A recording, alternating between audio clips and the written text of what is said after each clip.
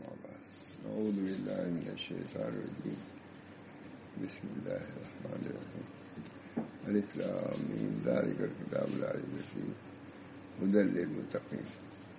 کل بیان کر چکا ہوں کہ یہ مضمون ہے حضرت مولانا احتشام الحق صاحب کا. احتشام الحق صاحب کا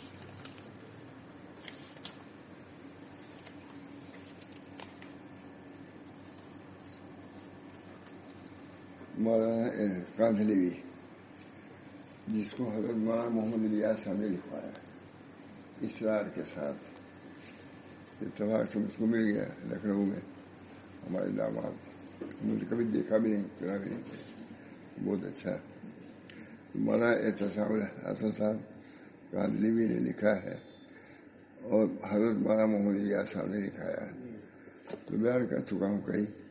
اب آج چاہتا ہوں بیان کرنا علم دین حاصل کرنے کی صحیح کرنا. 5واں نمبر.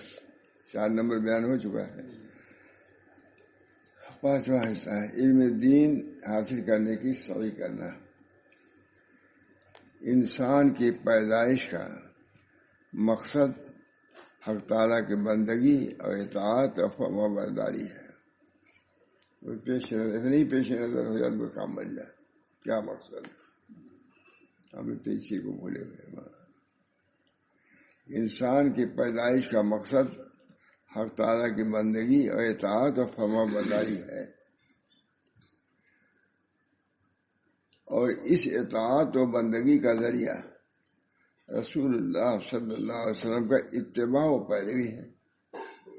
اپنی طرف سے آپ کچھ کرنے قبول نہیں ہوگا جب تک کہ نبی اکرم صلی اللہ علیہ وسلم کی محبوب کی تائید ثابت رہو، اس کی تصدیق ثابت رہو، تائید ثابت رہو.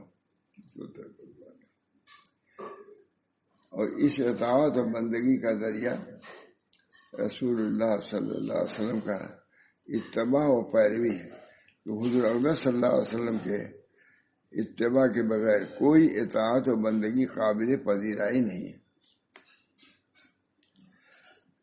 جو قدم بھی خلاف پیغمبر اٹھے گا وہ راہ مستقیم سے ہٹا کر ہلاکت و بربادی کی طرف لے جائے گا. بہت اچھا لکھا، بعد نے لکھا، 4 الفاظ میں بھی لکھا. جو بھی خلاف ہو وہ راہ مستقیم سے ہٹا کر ہلاکت و بربادی کی طرف لے جائے گا. ہر انسان کے لیے ضروری ہوا کہ زندگی کے ہر شعبہ میں ہر قدم پر اللہ اور رسول کا حکم معلوم کر کے اس کے موافق عمل کریں. یہی وجہ ہے کہ علم دین حاصل کرنے کی بڑی فضیلت اور تاکید. یہی وجہ ہے کہ علم دین حاصل کرنے کی بڑی فضیلت اور تاکید ہے. اسے ضروری ہے کہ ہر مسلمان اپنی وسعت اور فراغت کے موافق علم دین حاصل کرنے کی صحیح کرے. بہت ضروری ہے. اللہ تعالیٰ ہم سب کو توفیق دے اس پر عمل کرنے بلکہ عمل کرانے کی. عمل کرنا تو کچھ نہ کچھ ہے ہی ہے، کرانے کی فکر نہیں. اپنی اولاد سے ذریت سے جہاں جا رہا ہے. اس کا یہ مطلب ہرگز نہیں کہ ہر شخص اپنا مشغلہ چھوڑ کر دینی مدرسے میں داخل ہو جائے، بلکہ مقصد یہ ہے کہ اپنے مشاغل میں مشغول رہتے ہوئے کچھ وقت علم دین حاصل کرنے کے لیے بھی ضرور فارغ کیا جائے، جس کی 2 صورت ہے. اہل دل، اہل درد، متبع شریعت، متقی و پرہیزگار ذی علم لوگوں کی صحبت اختیار کرے. اللہ ایسے لوگ دستیاب ہوں. صاحب یہ بھی تو بات ہے. اللہ ایسے لوگوں کو دستیاب ہے. لوگ یہ بھی ان کا ہی ہے. اللہ ہم لوگوں کو بھی اس کے لائق بنا دے کہ لوگوں کو فائدہ پہنچا سکے. ہم لوگ اہل دل، اہل درد، متبع شریعت، متقی و پرہیزگار ذی علم لوگوں کی صحبت اختیار کرے. پہلا ہے طریقہ نبی اکرم صلی اللہ علیہ وسلم کی صحبتی سے صحابہ کے ہو گئے بڑے. اور ان کے ارشادات سے مستفید ہو۔ ایسے بزرگوں کی صحبت سے دل میں نورانیت اور صلاحیت پیدا ہوگی۔ اللہ سے ہم کون لوگ آئیں گے بھائی؟ یہی ہوتا ہے، جو نہیں ہے جیسے ہم نہیں ہیں، کوشش تو کرنی چاہیے، اپنے سے غافل نہیں ہونا چاہیے، تاکہ ہماری صحبت سے یہ بھی نیت کر دیں کہ ہماری صحبت سے لوگوں کو نفع ہو۔ مجاز صحبت بنایا جاتا ہے اسی لیے وہاں تھانوی نے کیا ہے، تاکہ اس کی صحبت سے فائدہ ہوگا۔ اور ہم کو جو مجاز صحبت ہے چاہیے کہ ہم ایسی صورت اور استطاعت، صلاحیت، استعداد پیدا کریں کہ ہمارے پاس بیٹھے والوں کو نفع پہنچے۔ یہ تو نہیں چاہیے۔ ایک صاحب تھے مجاز صحبت، بڑے آدمی تھے،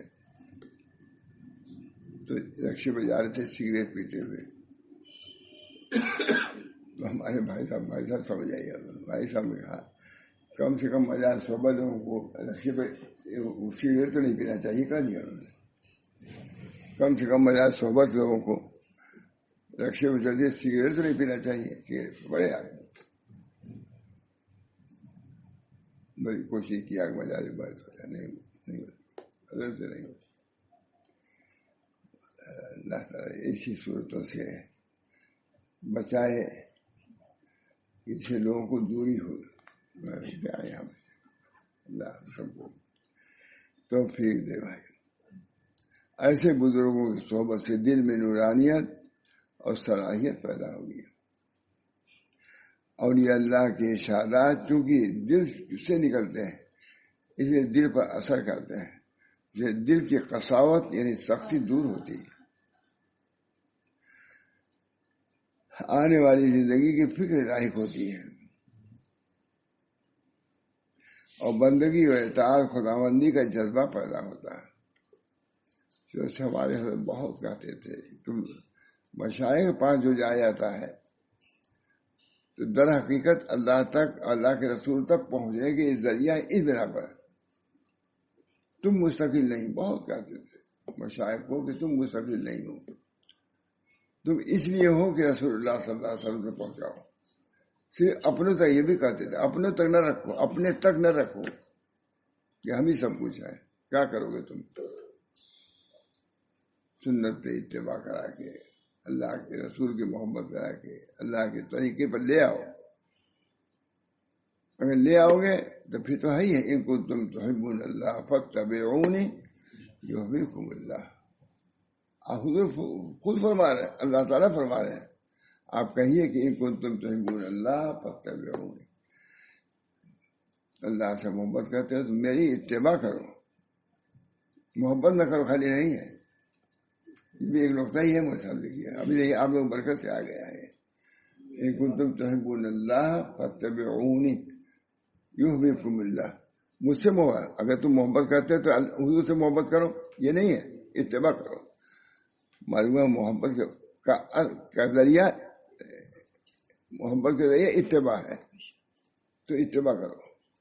ان کنتم تحبون اللہ فاتبعونی یحببکم اللہ، فتبعونی محمد صاحب سنا ہے، ظاہری و باطنی سنتوں میں سب میں اتباع کرو، پھر ہماری ظاہرہ و باطنہ۔ فتبعونی معنی نہیں صرف اماجی میں گئے، یہاں گئے، یہاں لے گئے، نہیں، جو ظاہری چیز ہے اس میں بھی اتباع، اور جو باطنی چیز ہے کہ حضور کے اندر توکل تھا، تواضع تھی، آگے نہیں بتا کوئی معین میں نے شوائل کتاب اسی پر ہے لکھا، ارمونے کی کوئی کتاب ایسی نہیں جو الحمدللہ آ رہی ہے جس میں یہ ہے کہ حضور اقدس صلی اللہ علیہ وسلم کے اندر توکل تھا، تواضع تھی۔ اور کیا توکل تھا، کیا مطلب؟ یعنی کہ توکل کے خلاف چیز نہیں تھی، طمع نہیں تھا، یہ مطلب ہے۔ تواضع تھی، کیا مطلب؟ تکبر نہیں تھا، سمجھ گئے نا؟ توکل ہے تواضع۔ ہمارے حضرت شاہ رسول اللہ صاحب فرماتے تھے کہ اس طریق میں ایک بار کا دین میں پورے دو چیزوں کی ضرورت ہے، توکل اور تواضع۔ خود سنا میں توکل اور تواضع۔ توکل سے اللہ سے تعلق درست ہوگا اور تواضع سے مخلوق سے۔ ابھی مدرسہ جا رہا ہے، دیکھ رہا تھا، آپ نے دیکھا ہی ہوگا، قاضی صاحب کتنے بڑے آدمی ہیں، عالم اللہ، ان کو لوگ کہتے ہیں عالم اللہ ہے، یعنی اللہ کے جھنڈے ہیں یہ، اتنے بڑے آدمی.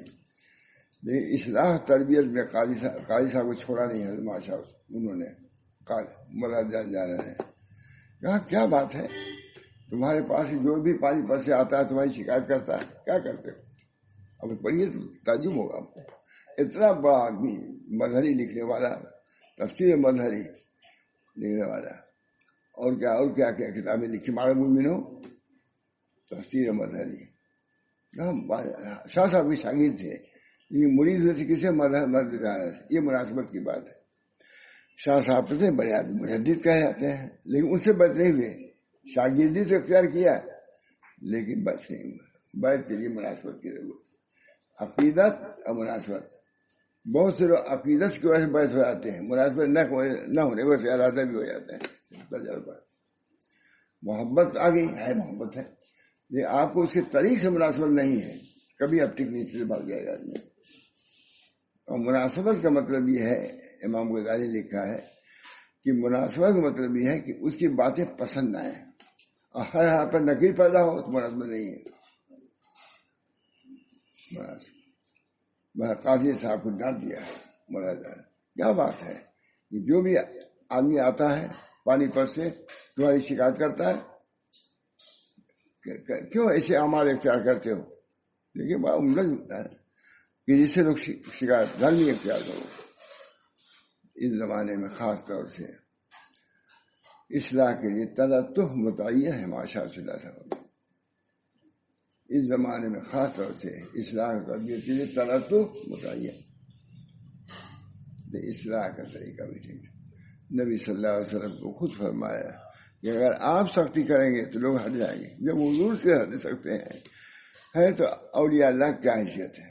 سید الانبیاء اللہ تعالیٰ فرما رہا ہے کہ اگر آپ نے ترشی اختیار کیا، ملاطفت نہیں اختیار کیا، تلطف نہیں اختیار کیا، یہ آپ سے ہٹ جائے. یہ کتنی بڑی بات ہے کہ جب قرآن کہہ رہا ہے اور نبی کے بارے میں کہہ رہا ہے کہ آپ کو بھی اختیار کرنا ہوگا نرمی، کیونکہ آگ اگر جھڑک دیں گے بار بار، ترشی سے پیش آئیں گے، پھر آپ کے کوئی قریب نہیں وہ بھاگ جائیں گے.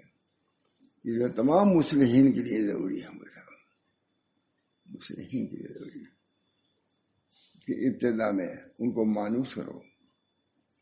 حضرت تھانوی کا اصول تھا، کوئی آتا تھا تو کہتا تھا کہ ہم فلاں جگہ سے آئے ہیں اور اس لیے آئے ہیں، اتنے دن رہیں گے، کھانا اپنا کھائیں گے یا نہیں کھائیں گے. اتنے میں کتنے لوگ فیل ہو جاتے تھے. کتنے بڑے بڑے لوگ ماشاء اللہ صاحب بڑے والی سے بہت مقررات بولتے تھے، وہ بھی فیل ہو گئے، نہیں کر سکے. تو کسی نے کہا کہ مجھے رسول اللہ کے بھائی ہیں، تھوڑا سا نرمی کر دیا.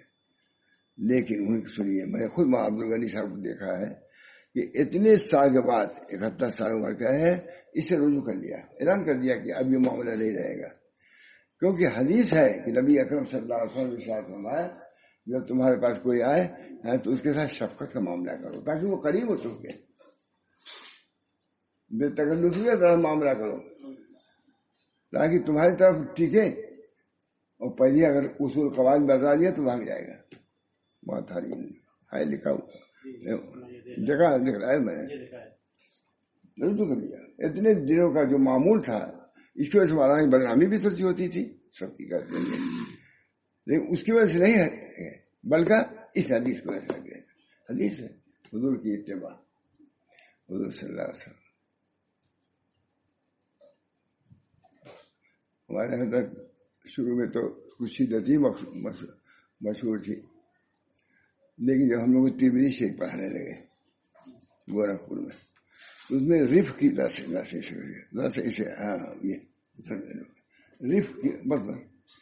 کی مدح ہے کہ جو رفق دیا گیا، نرمی، اس کو بہت بڑی دولت دی.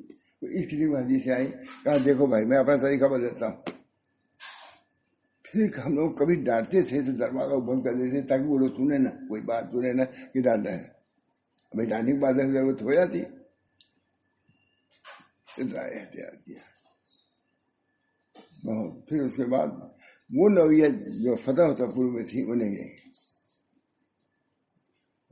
تلطف تو اسی پہ کہا کہ اس زمانے میں اسلام تربیت کے لیے تلطف متعین. قریب کرو دور نہ کرو, لوگوں کو قریب کرو دور نہ کرو. اور قریب کم ہوں گے جب ان کے ساتھ ملاطفت کا معاملہ کیا جائے گا, نرمی کا, رفق کا. اللہ تعالی ہم سب لوگوں کو کام تو کر ہی رہے ہیں, دعوت کا, تبلیغ کا, تعلیم کا, سب کا ہو رہا ہے, کچھ نہ کچھ تو ہو ہی رہا ہے.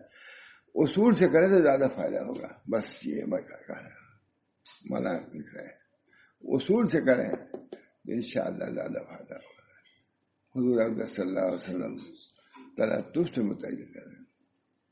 اللہ تعالیٰ نے حضور صلی اللہ علیہ وسلم کو کامل نمونہ بنا کے بھیجا تھا.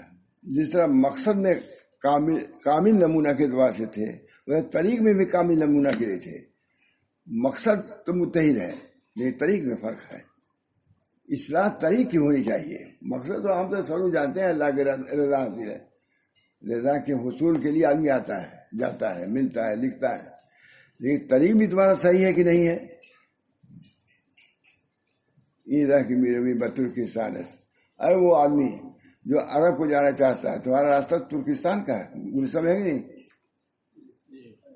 یہ طریقہ ہمارا جو خدا تک پہنچنے کا ہے, اسے وہی طریقہ ہے جو نبی اکرم صلی اللہ علیہ وسلم نے رائج کیا. اللہ تعالیٰ حضرت تھانوی نے کہیں جمعرات کے دن واس تھا, کچھ ایسے ہی ہے. بہرحال آئے دلی میں گئے, نفس نے کہا کہ بھائی کپڑا آج نہ بدلو, کل بدل لینا ہے یا پہلے بدل لینا. کہ اچھا اب ہم ہی کو پڑھاؤ گے, جمعہ کے دن کپڑا پہننا سنت ہے, اور صرف واز کی وجہ سے سہیجہ کے دن واز ہے اس بنا پر سہیجہ دن بدلوں گا, یہ خراب.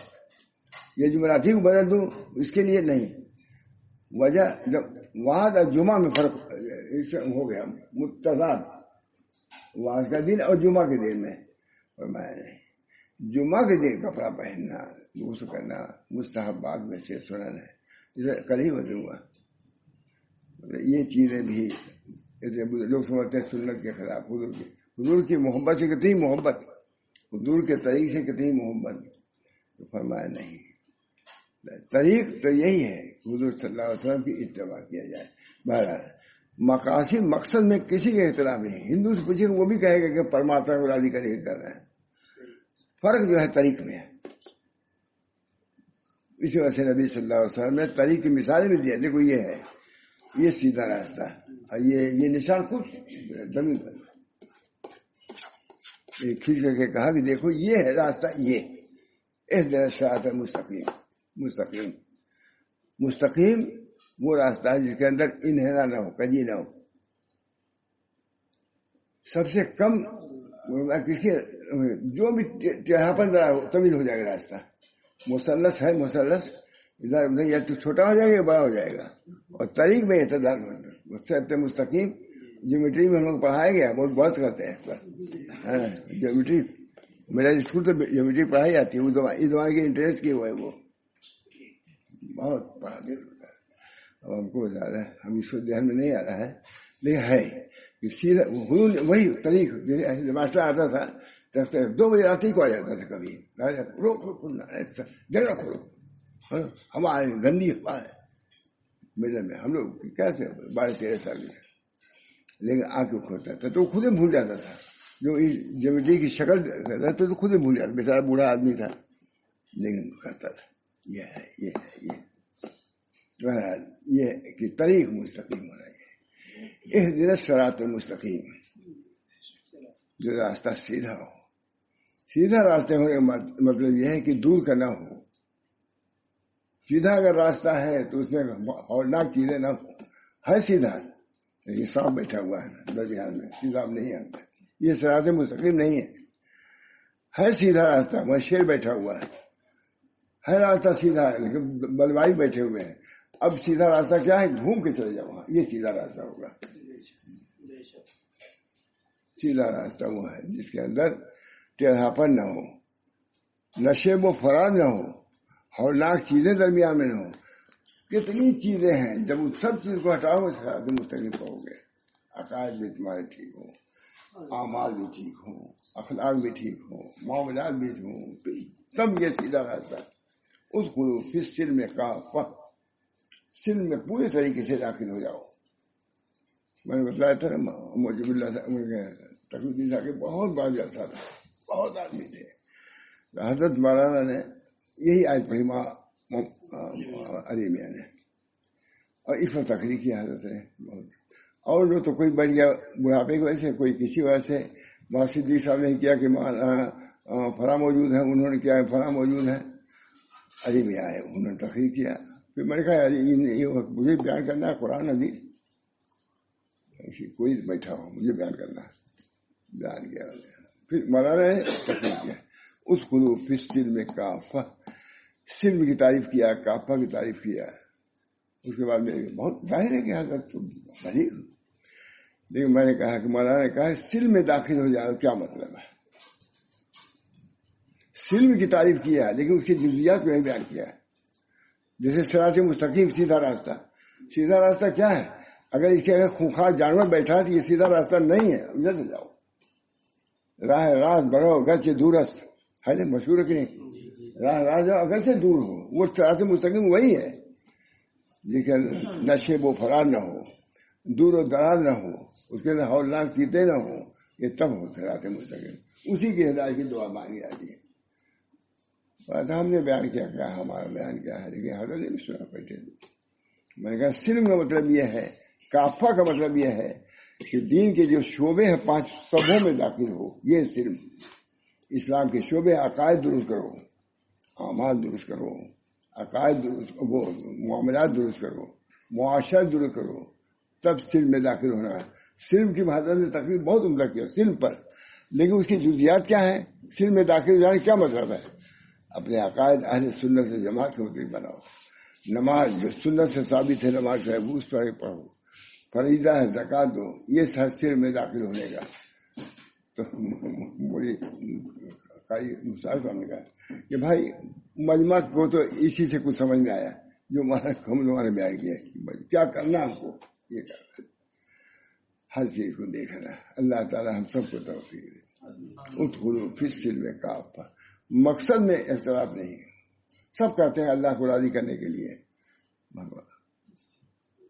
بعض پولیس والے آئے فساد کے زمانے میں، کہا بھائی ہم بیمار تھا، کہا بیمار تو ہماری لازم ہے. اچھے ایسے لوگوں کو ہم لوگ اذیت پہنچا رہے ہیں، ارے یہ تو ہو گئی. اس کے نظر میں بھی کہ نیک لوگ ہیں، اللہ کے طالب ہیں، اللہ کے راستے پر ہے. اللہ تعالیٰ ہم سب لوگوں کو راہ راست پر رکھے. سلم میں داخل ہونے کا مطلب یہی ہے. تو توکل اور تواضع. توکل تھا حضور کے اندر، حضور کے اندر لالچ نہیں تھی، تواضع تھی، تکبر نہیں تھا. اس کتاب میں اس کا اظہار کیا جگہ جگہ بخاری. جیسے اللہ کی خود سیرت جو خود اللہ نے بیان کیا اپنی صفات، تو اس میں دونوں مثبت ہے اور منفی بھی ہے. قل هو اللہ احد، آپ کہیے کہ اللہ ایک ہے. یہ کیا مثبت ہے صفت. ایک ہونا احدیت، یہ کیا ہے؟ ایک صفت ہے اللہ کی جس میں کوئی شریک نہیں ہے. احدیت میں کوئی شریک نہیں ہے. لا جز لہ لا جزیہ، نہ اس کا کوئی جز ہے نہ جزیہ ہے. کوئی سوال ہی نہیں ہے اللہ کے میں. یہ نہیں کہ کلی ہے اس کے بہت سے جزیات ہوں، یا کل ہو جسم ہے جس کے لیے بہت سے اجزا ہوں. یہ نہیں. احد اللہ ایک ہے. اللہ الصمد، اللہ بے نیاز ہے. اللہ بے نیاز، ہماری عبادت سے بے نیاز ہے. اللہ ہماری عبادت سے بے نیاز. کچھ ان کو نہیں کہہ دیا انہوں نے، سارے آدمی تم اتقائے قلب ہو جاؤ تب بھی ہماری حکومت میں کوئی اضافہ نہیں ہوگا، کچھ نہیں. اور سب لوگ افجر قلوب ہو جاؤ، فاجر فاسد شیطان ہو جاؤ، کوئی کمی آئے گی؟ اللہ کچھ نہیں کمی آئے گی. اللہ الصمد، ہم محتاج نہیں ہیں، تم محتاج. ہمارے ہر چیز کے محتاج، ایک ایک سانس کے تم محتاج. جس سانس پر ہم چاہیں تمہاری موت لے لیں. خبر. اللہ الصمد، یہ کیا دو صفت ہے ثبوتی. اب چیز سردی صفت، لم یلد، وہ جنا نہیں ہے. لم یولد نفی ہے کہ نہیں، جنا نہیں گیا، اس کا کوئی شریک نہیں. تو اللہ نے خود جو اپنی صفات 5 بیان کی، تو 2 تو ثبوتی ہیں اور 3 سلبی ہیں، 2 اثباتی ہیں اور 3 سلبی ہیں. قل هو اللہ احد، وجود اللہ ایک ہے. اللہ الصمد، اللہ صمد ہے، بے نیاز ہے. کیا ثبوت؟ لم یلد، وہ جنا نہیں ہے، نہ جنا گیا ہے، کوئی جنا نہ اس کے لڑکے بچے بیوی ہیں، اور نہ وہ کسی ماں سے جنا ہے. ولم یکن لہ کفوا احد، اس کا کوئی نہیں. بہرحال یہ سلبی صفات بھی ہیں. اللہ تعالی ہم سب لوگوں کو تکبر سے، حسد سے، سب چیزوں سے اللہ محفوظ رکھے. جس طرح تواضع دے، تکبر نہ دے. تواضع ایک کر رہا ہے، دوسرا تکبر، معلوم ہے کہ صحیح متواضع نہیں ہو، کبھی کچھ کبھی کچھ. اسی کی مشق صوفیہ کراتے ہیں، اسی کی مشق کراتے ہیں. تواضع، انکسار، ریا نہ ہونا چاہیے، دکھاوا نہیں ہونا چاہیے، توحید خالص ہونا چاہیے، اللہ کے عبادت میں شرک نہیں ہونا چاہیے، مقصود ایک ہونا چاہیے، اس میں تردد نہیں ہونا چاہیے.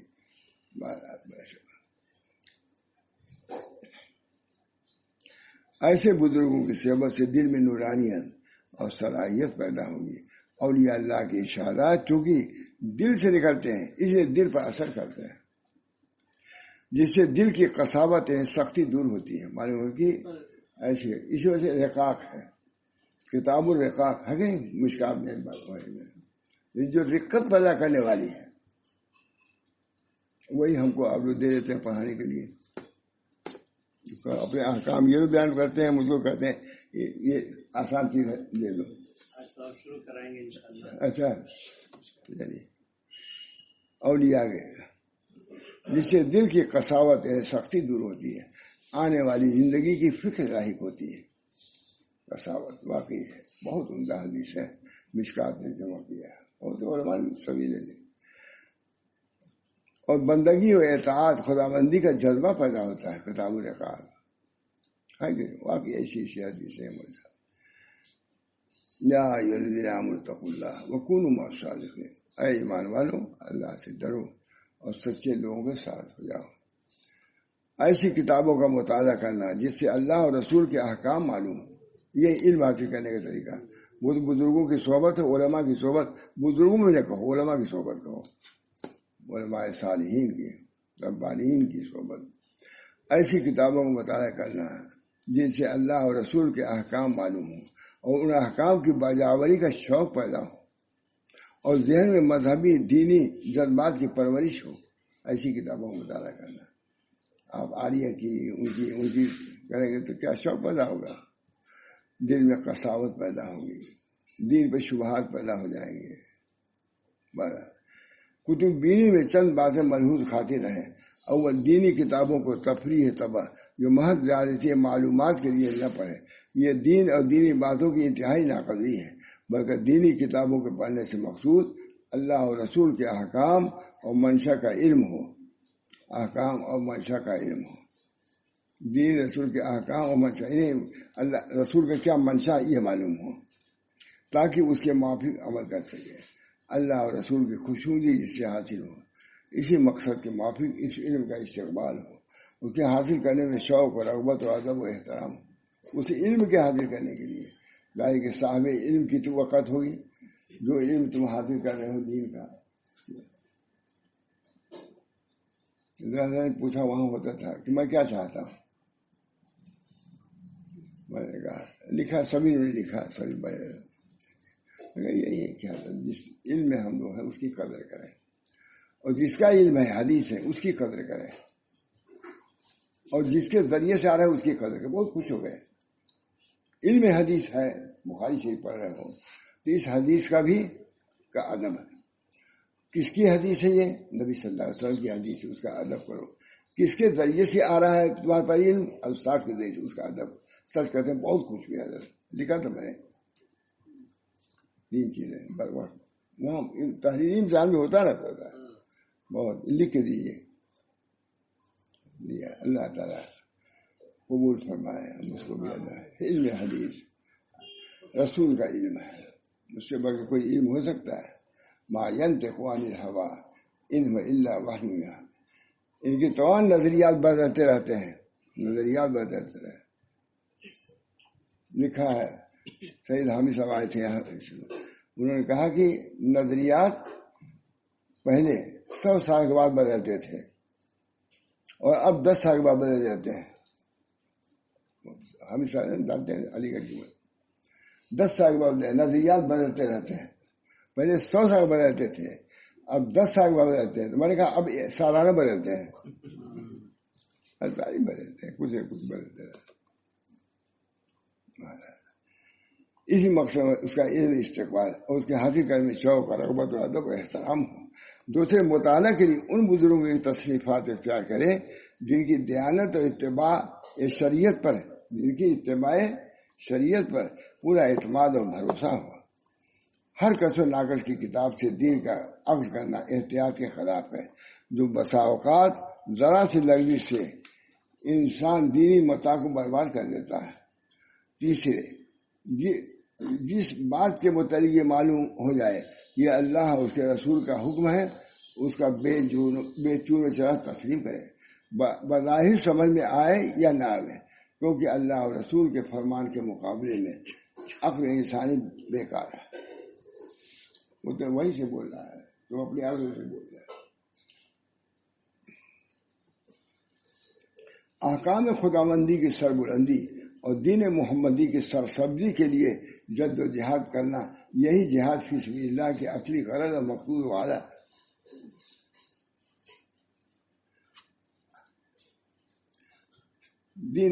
احکام خداوندی کی سربلندی اور دین محمدی کی سرسبزی کے لیے جد و جہاد کرنا، یہی جہاد فی سبیل اللہ کی اصلی غرض اور مقصود والا ہے. اس کی سبیل جو بھی ہو، لیکن ہونا چاہیے اس کے لیے کسی کی نفی بھی نہیں کی جا سکتی. راستہ حضور صلی اللہ علیہ وسلم کا راستہ شاہراہ ہے. یہ نہیں کہ پگڈنڈی ہے، چلے جائیے کرناٹک کی سڑک دیکھیے یہاں سے وہاں تک جانے سے چاہے اس پر 5 میل کے رفتار سے بھی موٹر جا رہی ہے، اور 100 میل کے سے اور 500 میل کی جا رہی ہے. کوئی روکنے والا ٹوکنا نہیں، کوئی نہیں کہتا نالائق تو 10 میل چل رہا ہے. بس صراط مستقیم، دل کسے گمراہ نہیں. صراط مستقیم پر اگر ہے تو گمراہ نہیں ہے، چاہے وہ کسی طرح چل رہا ہے. کچھوا بھی چلتا ہے، خرگوش بھی چلتا ہے، کچھوا بھی پہنچتا ہے مقصود تک. اس کی نفی نہیں کی جا سکتی، اس کو برا نہیں کہا جاتا کہ کچھوا ہو گئے. ابھی ہم کچھوا ہیں، ہماری رفتاریں اسی، ہم چلیں گے اسے، ہم کو اللہ نے ایسے بنایا ہے. اس وجہ سے کسی پر کوئی نفی نہیں کر سکتا اگر صراط مستقیم پر ہے. بر صراط مستقیم دل کسے گمراہ نے، یہ یاد ہے نا. بر صراط مستقیم دل، یعنی طریقہ سنت پر اگر ہے وہ گمراہی نہیں ہے. اللہ ہم سب کو توفیق دے. جو بھی طریق ہو، بڑی وسعت ہے دین میں، بہت وسعت ہے. اس کے بڑے انواع ہیں، بڑی راہیں ہیں، یہ سب راہیں صراط مستقیم کے تابع ہونا چاہیے. اگر ہے تو کوئی انکار نہیں کر سکتا. حق تعالیٰ کو دنیا میں امن و سلامتی قائم رکھنے کے لیے اپنے احکام جاری کرنے تھے. وہ چاہتا تو ہر انسان کو اس کے سامنے اس کے ماننے پر مجبور کرتا تھا، مگر مشیت اس کے خراب تھی. اس نے دنیا کو ایک امتحان گاہ بنایا تاکہ جو شخص بھی اچھا یا برا کام کرے اپنے اعتبار اور پسند سے کرے، مجبور محض نہ ہوں. اس نے اچھائی اور برائی دونوں کو پیدا کیا اور سامنے رکھ دیا، اور دونوں کے نتائج اور مال کو انسان پر واضح کر دیے تاکہ عقل اور دانش کو کام میں لائے اور بہتر راستہ پر گامزن ہو جائے. ارشاد باری تعالیٰ ہے، قل الحق من ربکم، قل الحق من ربکم فمن شاء فلیؤمن ومن شاء فلیکفر. یہی ہے انا اعتدنا للظالمین نارا. اور کہہ دو حق تمہارے پروردگار کی جانب سے ہے. اب جس کا جی چاہے ایمان لائے اور جس کا جی چاہے کفر کرے. بے شک ہم نے تیار کیا ہے ظالموں کے لیے دوزخ کو. سمجھ لو. دوسری اشارت ہے آج پڑھا، دین میں زبردستی نہیں ہے. بے شک کھڑا کھوٹے سے جدا ہو گیا ہے، کھڑا کھوٹا سے جدا ہو گیا ہے. اب جس شخص نے کفر کیا طاغوت کے ساتھ اور ایمان لائے اللہ کے ساتھ تو اسے پکڑ لیا ایسی مضبوط رسی جس کے لیے ٹوٹنا نہیں ہے. ماں محمد صاحب لوگ یہاں کہتے ہیں یہ رسی چھوٹ تو سکتی ہے, ٹوٹ نہیں سکتی. ماں محمد صاحب ٹوٹ نہیں سکتی, چھوٹ تو سکتی, چھوڑ دو تم. اگر ساری دنیا مل کر بندی کے راستے کو ختم کرے تو اس کی عظمت اور جلال میں ذرہ برابر فرق نہ آئے گا, لیکن اس کے لطف و کرم کا تقاضا یہ ہے اس کی مخلوق نیکی کو اختیار کرے اور برضا اور رغبت اس کی خوگر بنے.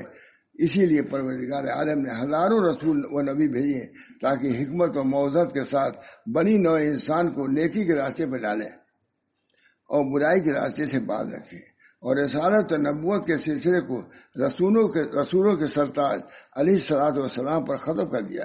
تو ہمیشہ کے لیے یہ کام اس امت مرحومہ کے سپرد ہو گیا, جو اس کام کی بدولت خیر و امم ہے. سب سے بڑی نیکی اور اصل خیر خواہی یہ ہے یہ گمگشتے راہ انسان کو سیدھی راہ دکھا دی جائے. بھٹکا ہوا ہے راستہ, بھٹک جاتا ہے, جنگلوں میں بھٹکتا ہے, آبادیوں میں بھٹکتا ہے, اس کا راستہ دکھا دینا یہ نبی کا کام ہے یا اس کے متبعین. خالق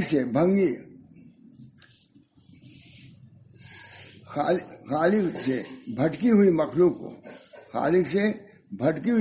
کو خالق کی بارگاہ تک پہنچا دیا جائے, یہی وہ کام تھا جس کے لیے سرور کائنات سرورت دو جہاں صلی اللہ علیہ وسلم معمور تھے. ارشاد ربانی ہے ادعو الی سبیل ربک بالحکمت والموعظۃ الحسنۃ وجادلھم باللتی ہی احسن. بلاؤ تم لوگوں کو اپنے پروردگار کے راستے کی طرف حکمت اور اچھی نصیحت کے ساتھ, اور ان کے ساتھ مباحثہ کرو جس طرح مناسب ہے. لڑو جھگڑو نہیں, چیخ پکار نہیں, مناسب طریقے سے مناظرہ بھی ہو تو وہ بھی ایک اصول سے ہو, شائستگی کے ساتھ ہو.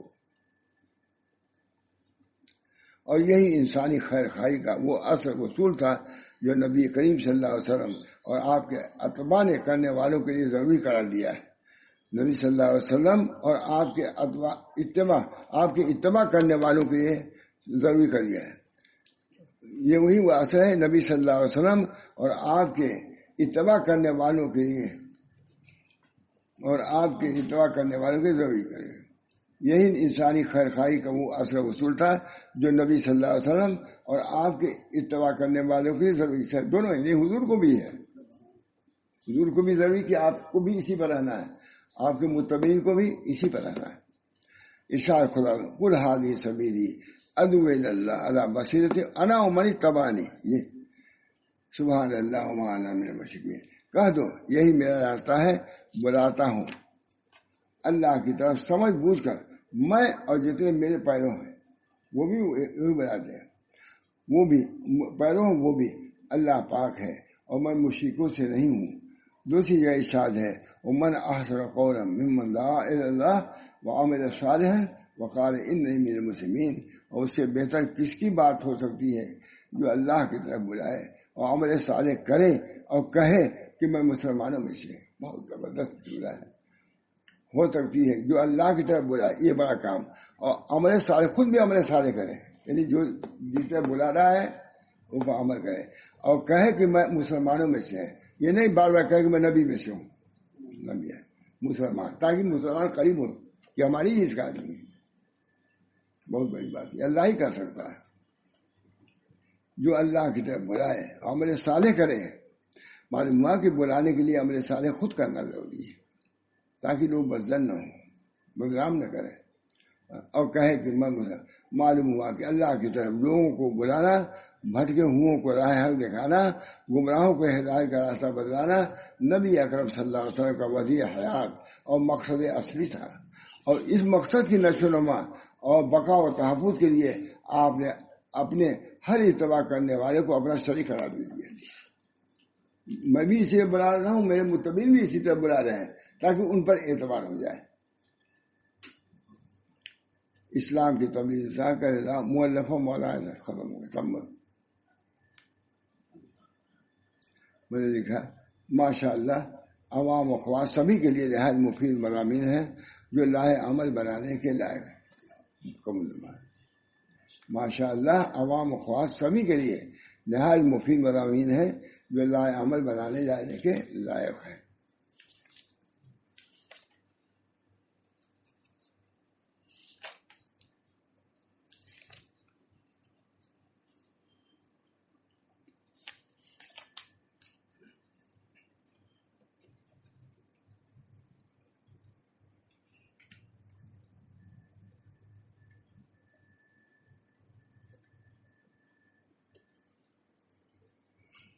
یہ میں سارے متعلق یہی لکھا تھا، یہ سارے متعلق لکھا ہے وادے صاحب نے. اس کتاب کے متعلق حضرت مولانا سید محمد وادے رشید صاحب ندوی نے لکھا ہے کہ جن مقاصد اور ہدایات کا تذکرہ مصنف نے کیا ہے وہ ایک انسان کو اعلیٰ ترین انسان اور ایک مسلمان کو نہایت معیاری مسلمان بنانے کے لیے دستور کی حیثیت رکھتی ہے. یہ وادے صاحب لکھ رہے ہیں پہلے. ہاں اسی پہلے سنا چکا ہوں لیکن میں نے کہا اب اس کی قدر ہوئی. ایک انسان کہتے ہیں جن مقاصد و ہدایات کا تذکرہ مصنف نے کیا ہے وہ ایک انسان کو اعلیٰ ترین انسان اور ایک مسلمان کو نہایت معیاری مسلمان بنانے کے لیے دستور کی حیثیت رکھتی ہیں. امید ہے کہ صرف دعوت و تبلیغ سے جڑے ہوئے لوگ ہی اس سے فائدہ نہیں اٹھائیں گے بلکہ خواص امت اور عام لوگ بھی اپنی زندگیوں میں اس سے رہنمائی حاصل کریں گے.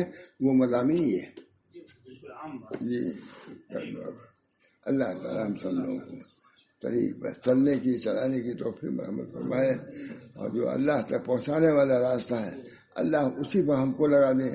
اور جتنے لوگ ہمارے ہیں متبعین یا جو جہاں چاہے کسی ڈھنگ ہو کسی طریقے ہو کسی ملک ہو سب کو اللہ اس راستے پر لائے اور اللہ تک پہنچائے. ربنا تقبل منا انک انت السمیع العلیم برحمتک یا ارحم